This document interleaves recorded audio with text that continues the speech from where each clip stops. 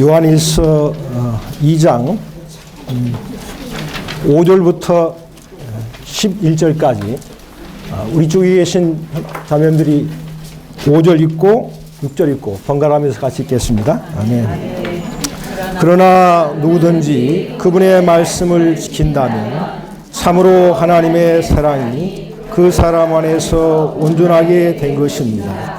이것으로써 우리는 우리가 그분 안에 있다는 것을 압니다. 그분 안에 거한다고 말하는 사람은 또한 그분께서 하신 대로 직접 행해야 합니다. 아멘. 사랑하는 여러분, 내가 여러분에게서 보내는 것은 새 계명이 아니라 여러분이 처음부터 가지고 있던 옛 계명이니 그 옛 계명은 여러분이 들은 말씀입니다. 아멘. 그러나 내가 다시 여러분에게서 보내는 것은 새 계명입니다. 그것은 주님께도 여러분에게도 참된 것입니다. 왜냐하면 어둠이 지나가고 있고 참빛이 벌써 비치고 있기 때문입니다. 아멘. 비단에 있다고 말하면서 자기 형제를 미워하는 사람은 지금까지 어둠 안에 있습니다.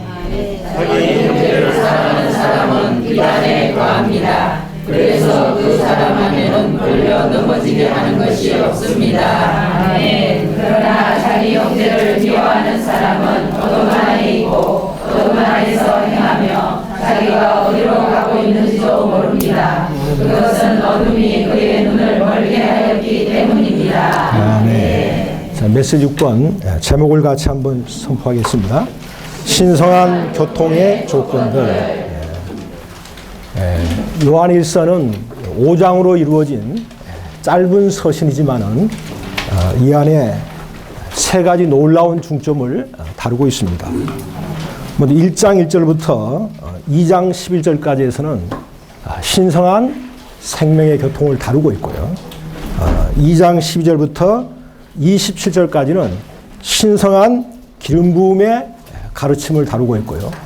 마지막 이제 2장 28절부터 5장 마지막까지가 신성한 출생의 미덕들을 다루고 있습니다. 이 세 중점 항목을 볼 때 우리가 이 신성한 출생에 따른 미덕들을 살아내기 위해서는 반드시 우리 안에 신성한 기름 부음의 가르침의 인도를 받아야 됩니다.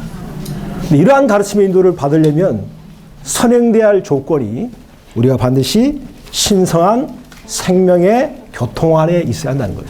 그래서 우리가 1장에서 이미 신성한 생명의 교통의 첫 번째 조건을 이미 다루었습니다.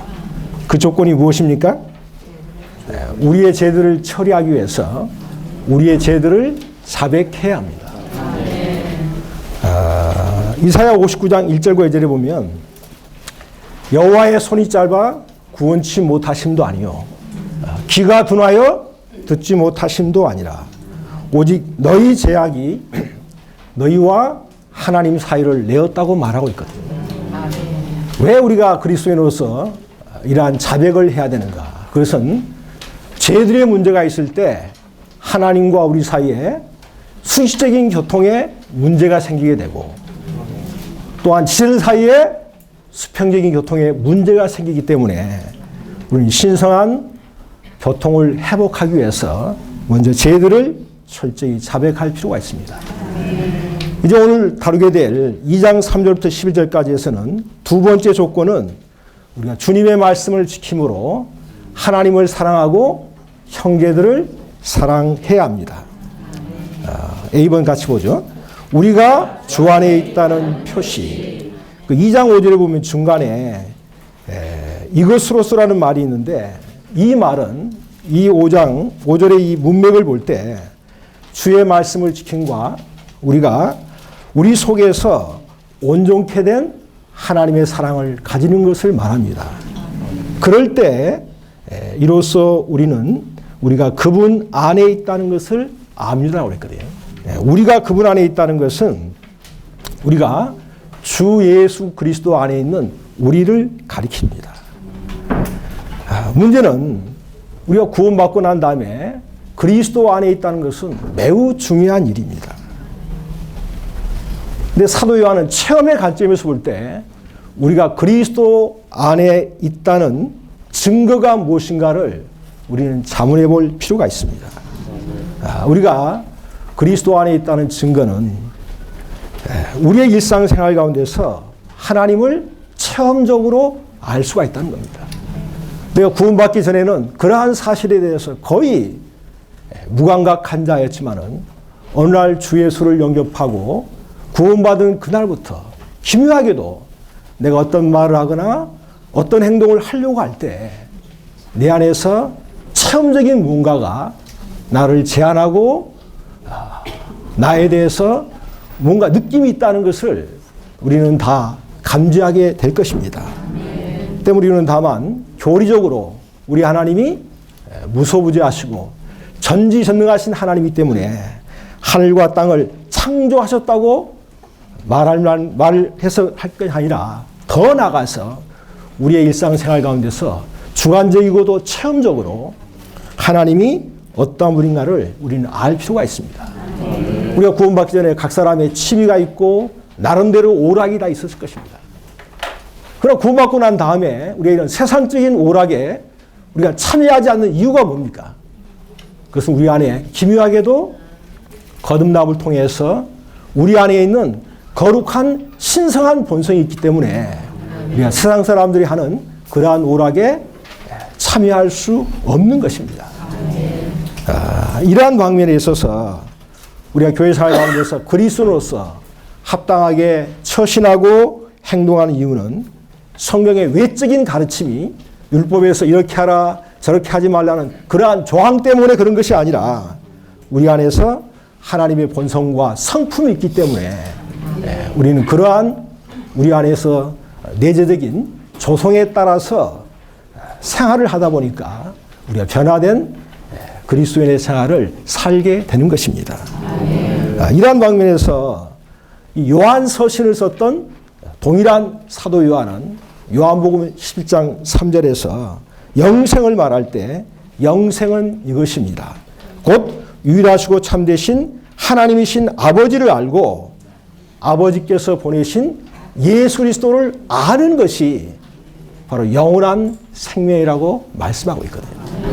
이게 중요한 것은 하나님에 대해서 아는 이것이 우리의 생활을 좌우한다는 겁니다. 그럼 사랑하는 형제들, 우리 하나님은 어떠한 하나님입니까? 우리가 하나님이 어떠한 하나님인가를 말할 때 우리는 하나님의 속성을 알 필요가 있습니다. 우리 사람들 하나님의 속성은 첫 번째 뭡니까? 하나님은 사랑이시고, 두 번째 빛이시고 의이시고 거룩이십니다. 우리 이런 하나님의 속성에 따라서 우리 자신을 비춰볼 때 먼저 우리 하나님은 사랑이십니다. 근데 이 사랑의 속성에 비춰볼 때 내 자신이 누군가를 미워하고 정죄한다면 우리 안에 있는 기름 바람의 가르침이 우리를 책망할 것이고 주님과 우리 사이에 신성한 교통이 끊어지게 될 것입니다. 이제 하나님은 빛이신데 내가 빛 가운데 거하지 않고 어둠 가운데서 형제를 미워한다면 우리 안에 뭡니까? 즉시 영적인 사망이 찾아오겠죠. 더 나아가서 우리 하나님은 의이신 하나님입니다. 그분의 보좌가 의와 공입니다. 우리는 어떤 일을 할 때 결과를 주의하지만은 우리 하나님은 결과를 주의할 뿐 아니라 우리의 과정 안에 있어서도 우리는 우리의 행함이 의로울 필요가 있습니다. 아멘. 우리 운전하시는 행자매들은 급하다 보면 신호등을 무시하고 통과할 때가 있죠. 네. 그럴 때 속에서 주님이 뭐라고 말씀하시죠? 우리 안에서 안 된다라고 말씀하시죠. 그때는 이제 급하니까 주여 용서하소서. 그러고 통과할 수밖에 없습니다. 우리가 세상적인 이런 교통법규 하나도 못 지키면서 어떻게 하나님의 신성한 생명률을 지킨다고 말할 수 있겠습니까? 더 나아가서 우리 하나님은 거룩하신 분입니다.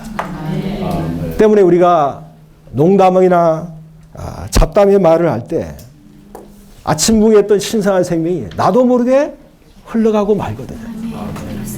정말 우리 자신이 이런 하나님의 속성에서 비춰볼 때 얼마나 하나님을 내가 주관적이고 체험적으로 아는가를 우리가 점검해 볼 필요가 있습니다. 자, B번 같이 있죠. 신성한 본성의 바. 모든 종류의 생명에는 그것의 독특한 본성을 가지고 있습니다. 우리가 받은 신성한 이 생명의 본성에도 어떠한 독특한 맛이 있죠. 우리는 주님을 우리의 생명으로 갖고 그분의 본성을 누리기 때문에 이 신성한 본성에서 나오는 그 독특한 무언가의 맛을 우리는 다 감지하고 느낄 수 있을 것입니다. 우리가 이 어린애들에게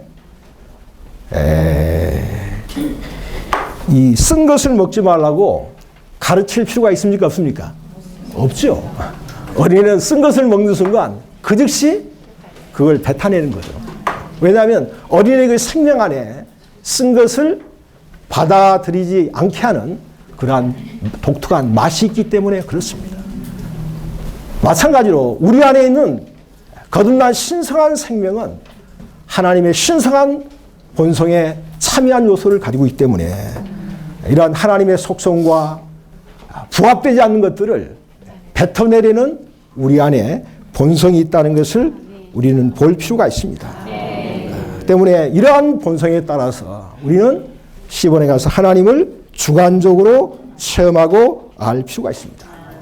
우리가 정말 하나님을 생활 가운데서 주관적으로 체험한다면 우리 말을 할 때 세상 사람들이 말하는 것처럼 함부로 말할 수 없고 어떤 말을 함부로 했다간 우리 속에서 성령의 책망하는 음성이 있을 것입니다.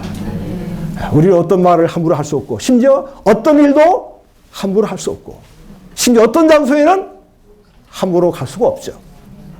제가 직장 생활할 때 이제 보통 회식을 하게 되면 1차, 2차, 3차를 가거든요. 근데 저는 구원받았기 때문에 1차에서 끝납니다. 1차가 뭔 줄 압니까? 식사죠. 근데 2차는 노래방. 이제 3차는 이제 더 어둠 공포에 가거든요. 우리 속에서 그러한 곳에 가서는 안 된다는 음성이 있기 때문에 1차에서 끝나고 날 때 속에 평가가 있거든요. 어떨 때는 이제 상 위에 높으신 분들이 하도 분위기에 못 끌려가서 이제 2차까지 가다 보면 그날 저녁에 잠 못 이룰 때가 많거든요. 정말 우리 속에서 이런 신성한 본성의 맛이 우리로 하여금 얼마나 우리를 하나님의 아들의 형상을 이룰 수 있도록 우리 안에서 기름 부음으로 가르치는가에 대해서 우리가 인식이 있기 원합니다. 우리가 이 어떤 부당한 대우를 받을 때 사랑하는 자매들은 그 부당한 대우에 대해서 변명하거나 또는 그 부당한 대우를 내가 부당하다는 이유를 합당한 태도로서 아마 말한 적이 있을 겁니다. 저도 과거에 직장생활하면서 그런 경우가 많았습니다. 그러나 우리가 정말 우리 안에서 신성한 생명과 본성의 실제를 만진다면 우리는 정말 주님의 세미한 음성에 순종하는 것을 배우기 원합니다. 이 오치만 형제님이 이 상해교회에서 이 사역하고 계실 때 그 당시 상해교회 안에 어떤 이상한 소문이 퍼졌어요.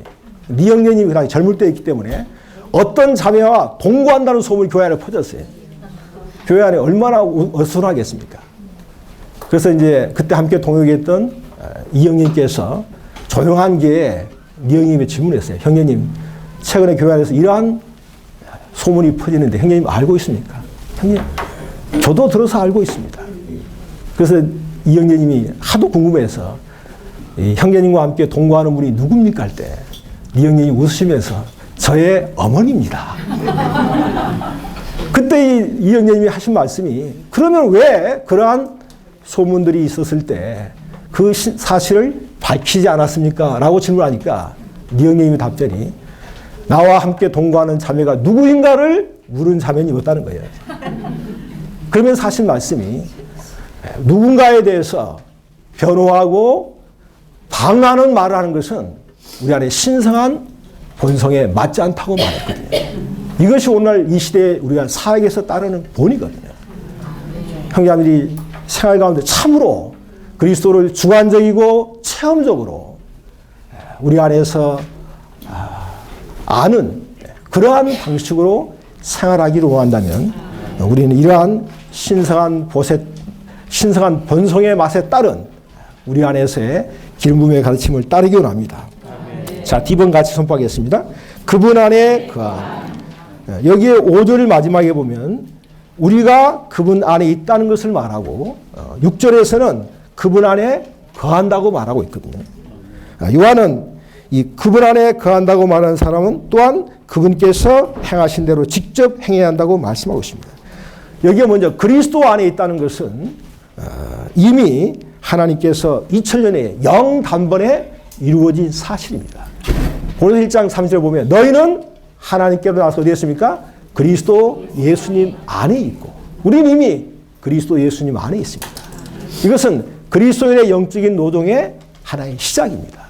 그러나 그리스도인의 영적인 노동의 매일의 생활은 우리가 어디에 있어야 됩니까? 그분 안에 거할 때 우리가 정상적인 포도나무의 가지로서 너희는 내 안에 거하라. 그리하면 나도 너희 안에 거한다는 말씀에 근거해서 우리의 일상적인 생활 가운데서 그리스도를 살고 행하는 생활을 살 수 있게 된다는 것입니다. 여기에서 사실 그리스도 안에 거한다는 것은 요한일서의 관점에 따르면 그분과 교통하는 것으로서 소극적인 면에서는 뭡니까? 우리의 죄를 처리하고 적극적인 면에서는 우리가 그분의 말씀을 지키므로 하나님과 형제들을 사랑하는 것을 말씀하고 있습니다. 자, 2번 같이 선포하죠. 여기에서 2장 5절에서 주님의 말씀은 계명을 가리키죠. 그분의 계명은 바로 뭡니까? 하나님을 사랑하고 그분의 형제들을 사랑하는 것이죠.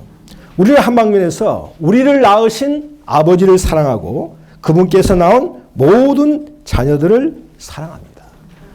우리가 그분 안에 거하고 그분의 말씀을 지킨다면 자연스럽게 하나님을 사랑하는 뿐만 아니라 하나님에게서 난 그분의 형제 자매들을 사랑하게 될 것입니다. 특별히 여기에서 5절에서 말한 하나님의 사랑은 이 아가페 사랑으로서 이 필레오보다 더 높고 고귀한 사랑을 가리키거든요. 여기에 필레오의 사랑은 부모와 자식 간의 사랑, 이런 인간적인 사랑을 말하지만 요한일서에서 말하는 사랑은 이러한 필레보다 훨씬 높은 아가페 사랑을 말하고 있습니다. 때문에 요한일서에서 사랑은 여기에 있으니 우리가 하나님을 사랑하는 것이 아니라 하나님이 먼저 우리를 사랑하사 그 아들을 하목제로 보내셨기 때문에 우리는 이 사랑의 공급으로 인해서 형제 자매들을 사랑하게 되는 것입니다. 자, F번 같이 읽죠. 우리의 천연적인 사랑으로 사랑하지 않음. 우리는 우리의 천연적인 사랑은 반드시 십자가 위에 놓여져야 됩니다.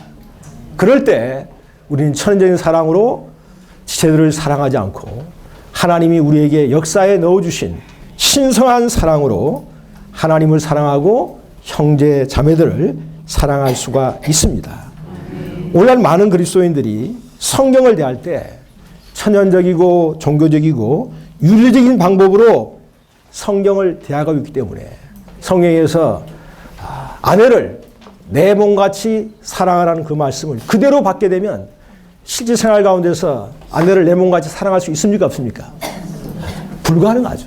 그러나 신성한 사랑이 그 남편 안에 주입되고 역사한다면 하나님의 신성한 사랑으로 말미암아 아내를 내 몸과 같이 사랑할 수가 있습니다. 자, 집은 같이 선포하죠. 하나님의 사랑이 우리의 사랑이 돼. 그 2장 5절에 보면 누구든지 그분의 말씀을 지킨다면 참으로 하나님의 사랑이 그 사람 안에서 온전하게 된 것입니다. 여기에 하나님의 사랑은 하나님이 우리를 사랑하는 사랑을 말하는 것이 아니라 하나님의 사랑이 우리 안에서 침투되고 적셔져서 우리 안에서 온전케 된 하나님의 사랑을 말씀하고 있습니다. 우리가 이러한 사랑으로 하나님을 사랑하고 하나님의 자녀들을 사랑하고 모든 사람을 사랑하게 될 때 우리는 우리를 통해서 그리스도의 놀라운 간증을 나타나게 될 것입니다. 자, H번 같이 하나님의 사랑으로 다른 사람들을 사랑하라. 이 부분에서 우리는 하나님의 사랑과 우리의 천연적인 사랑이 어떻게 차이가 나는가를 한번 비교해 보기만 합니다. 우리의 천연적인 사랑은 세 가지 특징이 있는데 쉽게 부패하고 불쾌하고 언젠가는 바닥이 날 수밖에 없다는 겁니다. 그러나 하나님의 아가페 신성한 사랑은 고린도서 13장에 있는 사랑의 정의에 있는 내용처럼 끝이 없는 다함이 없는 하나님의 신성한 사랑입니다. 오늘날 이 우리 주위에 많은 이혼과 별거가 있는 주된 이유가 바로 이러한 하나님의 신성한 사랑이 아닌 천연적인 사랑으로 남자와 여자가 사랑을 하게 되고 결혼했지만은 얼마 가지 않아서 이혼하고 별거하고 심지어 서로 원수가 된 주된 원인은 이러한 인간적인 사랑으로서 기나기 때문에 그러한 비참한 결과를 가져올 수밖에 없다는 거죠. 차라리 남이라면 뭡니까? 원수가 되지 않지만은 사랑함으로 인해서 그 사랑의 결과로 해서 서로가 미워하고 별거하고 이혼한다면 이러한 사랑이 그 근원 자체가 신성한 사랑이 아닌 이러한 이 인간적이고 천연적인 사랑에서 반로할 때 그러한 결과를 초래할 수밖에 없다는 겁니다. 때문에 우리는 교회 생활 가운데서 우리의 천연적인 사랑은 반드시 십자가로 넘기우고 우리가 체험하고 우리 안에 역사된 하나님의 사랑으로 형제자매들을 사랑할 수 있기 원합니다. 자, 이번 같이 요한의 기본 단연. 우리가 지금까지 요한에서 1장 1절부터 2장 6절까지 해서 우리는 요한이 사용한 영적인 많은 기본 단어들을 우리가 보았습니다. 그것은 말씀, 생명, 아버지, 아들, 교통, 기쁨, 빛, 진리, 하나님의 미쁘심, 하나님의 의로우심, 자백, 용서, 희생과 같은 이런 많은 적적인 것들이 있습니다. 뿐만 아니라 속적인 방면에서는 뭐가 있습니까? 죄가 있고 죄들이 있고 어둠이 있고 거짓말 등이 있습니다. 이 모든 항목들은 다 1장에 언급되지만은 2장에 넘어가서는 더 적극적으로 우리에게 아버지 앞에 뭐가 있습니까? 변호자가 있고 화해가 있고 말씀이 있고 계명이 있고 여기에 사랑이 있습니다. 이러한 영적인 단어 한 단어 다루들을 우리가 기도로 먹고 우리 마음에 새긴다면 우리가 그러한 놀라운 풍성의 실제 안에 들어가게 될 것입니다. 아멘. 자, 제 2번 같이 선포하겠습니다. 옛 계명 7절을 같이 읽겠습니다. 사랑하는 여러분, 내가 여러분에게 써보내는 것은 새 계명이 아니라 여러분이 처음부터 가지고 있던 옛 계명이니 그 옛 계명은 여러분이 들은 바 말씀입니다. 여기에 옛 계명은 주님이 요한복음 13장 34절 주신 계명을 가리키는 것으로서 주님이 새 계명을 너에게 주노니 서로 사랑하라. 내가 너희를 사랑같이 너희도 서로 사랑하라. 이 계명이 왜 여기에서 옛 계명이냐면 이 계명은 믿는 이들이 들었고 처음부터 가졌던 주님의 이 말씀이기 때문에 이 계명은 옛 계명입니다. 이것은 다만 어떤 명령을 하는 그러한 계명이 아니라 생명을 공급하는 주님의 말씀을 포함하고 있기 때문에 주님은 요한복음 6장 63절에서 내가 너에게 이른 말이 영이요 생명이라고 말씀했습니다. 때문에 주님의 어떤 말씀은 우리에게 말씀하실 때 어떤 것을 지시하라고는 명령처럼 보일지 모르지만은 그 명령이 주님이 말씀하시고 주님의 입에서 나온 것이라면 그 말씀은 우리에게 생명을 공급해주는 말씀입니다. 근데 요한은 여기서 7절에서는 옛 계명을 말한 다음에 8절을 같이 읽어볼까요? 그러나 내가 다시 여러분에게 써보내는 것은 새 계명입니다. 그것은 주님에게도 여러분에게도 참된 것입니다.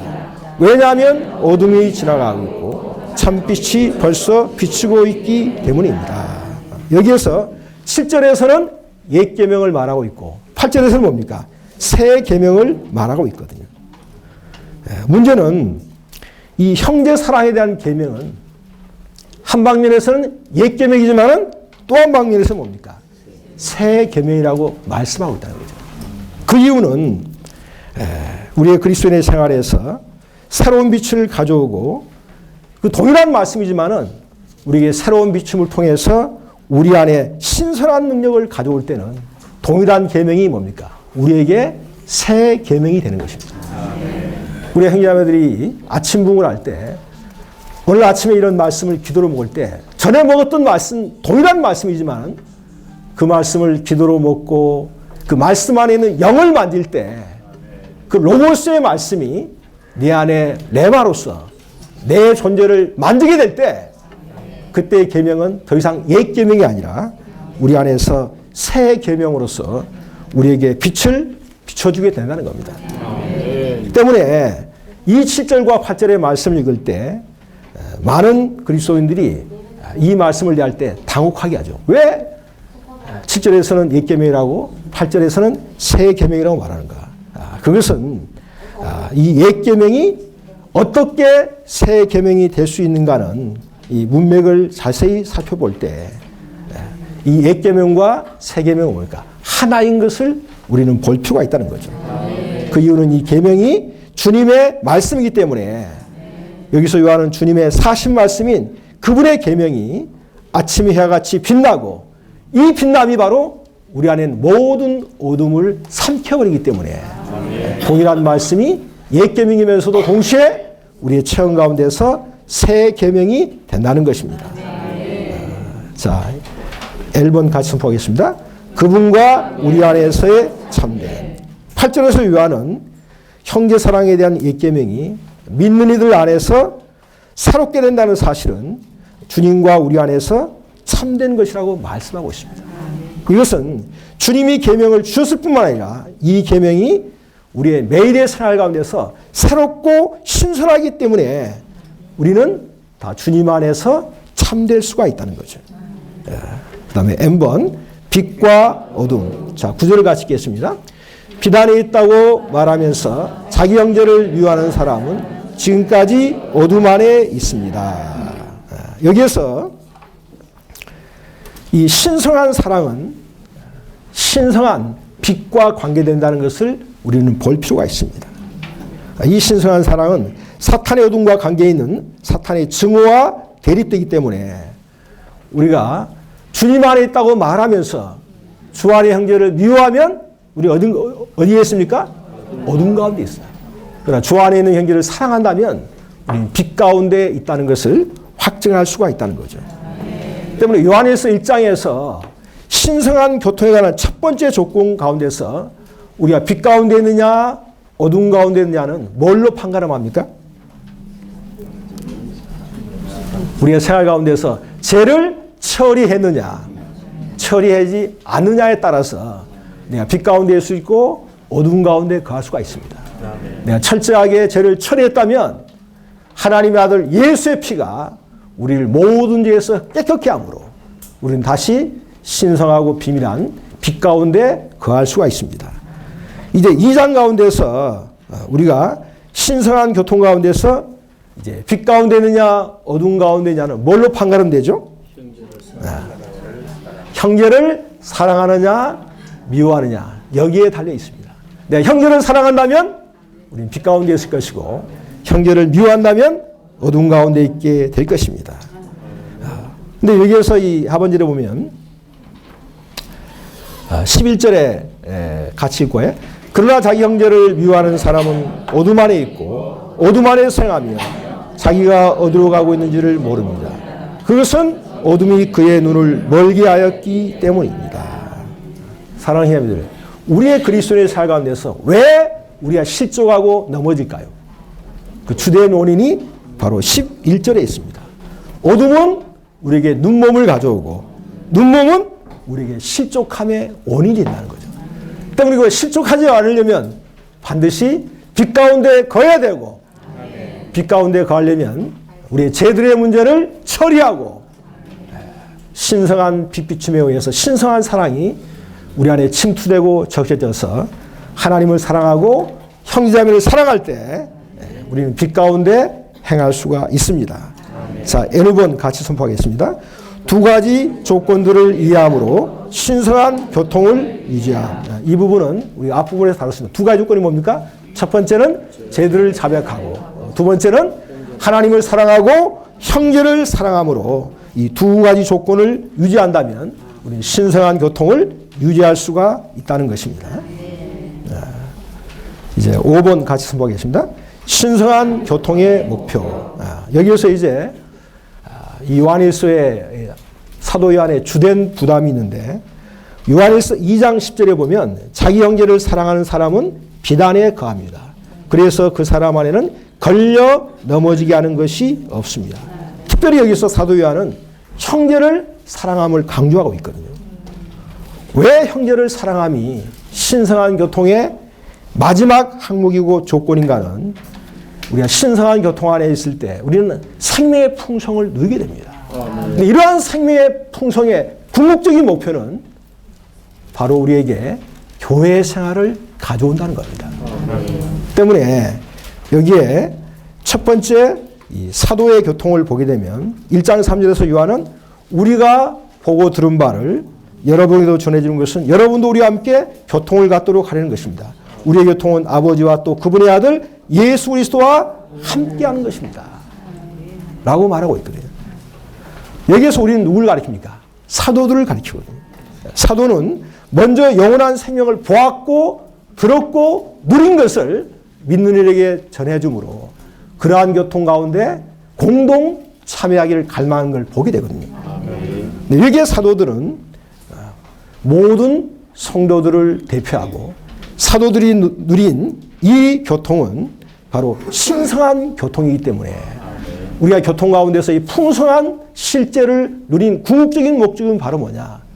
바로 주님이 얻고자 하는 합당한 교회 생활을 얻기 위함이라는 거죠. 이걸 위해서 이제 요한일서 1장 3절에서는 아버지와 아들이 언급되지만은 그 영이 언급되지는 않죠. 그 영이 언급되지 않는 이유는 바로 교통 안에 그 영이 포함되어 있기 때문에 이 교통을 그 영의 교통이라고 말하고, 심지어 고린도 13장 14절에서는 성령의 교통이라고 말하고 있거든요. 때문에 오늘날 신성한 교통은 사도들의 교통이고, 사도들의 교통은 바로 교회의 교통이고, 그것은 아버지와 아들과 함께하는 바로 믿는 이들의 교통이 되었다는 겁니다. 때문에 이러한 우리가 신성한 교통 안에서 우리가 교회 안에서 모든 풍성을 누린 궁극적인 목적은 바로 합당한 교회 생활을 주님이 얻고자 하기 때문에 우리는 교회 생활 가운데서 이러한 풍성을 더 깊이 체험하고 누릴 수 있기 원합니다. 자, P번 같이 선포하겠습니다. 형제들을 사랑하는 생활. 우리의 신성한 교통을 유지하다 보면 그 결과는 하나님을 사랑하고 형제를 늘 사랑하게 되어 있습니다. 문제는 우리의 교회 생활 가운데서 형제들과의 사랑의 관계가 끊어지게 되면 우리가 정상적인 교회 생활을 할 수 있습니까? 없습니까? 없습니다. 교회 생활을 할 수 없게 되고 그 교회 생활의 누림에서 우리는 끊어지게 되거든요. 때문에 마태복음에서 18장에서 어떤 형제에게 죄를 범하거들랑 가서 1대1로 권면하고, 그 권면을 듣지 않거든 두세 사람이 가서 권면하고, 두세 사람의 권면을 듣지 않거든 어디에 말합니까? 교회에 말하고 있다. 또 우리 합당한 교회 생활 가운데서 신성한 교통을 우리가 유지하기 위해서는 반드시 형제들을 사랑하는 교회 생활의 실제를 누릴 수 있기 원합니다. 시편에서 이러한 교회 생활을 말할 때 133편에서 형제들이 연합하여 동거함이 어찌 그리 선하고 아름다워. 머리에 선 보배로운 기름이 수염 곧 아론에 흘러서 옥기서에 흘러내리는데, 이 헐몬의 이슬이 내리는 장소가 어디입니까? 시온의 산들에 내리거든요. 이슬은 하나님의 달콤한 은혜를 말하고, 시온의 산들은 오늘날 지방교회를 말합니다. 우리가 교회 안에 있을 때 신성한 교통을 누리면 누릴수록 우리는 교회 생활 가운데서 하나님을 사랑할 뿐 아니라 형제 자매들을 사랑함으로 우리가 Q번에서 체험적으로 주님을 알고 주님의 말씀을 우리가 지킬 수 있게 된다는 겁니다. 자, 건너뛰어서 S번 같이 읽죠. 빛과 사랑.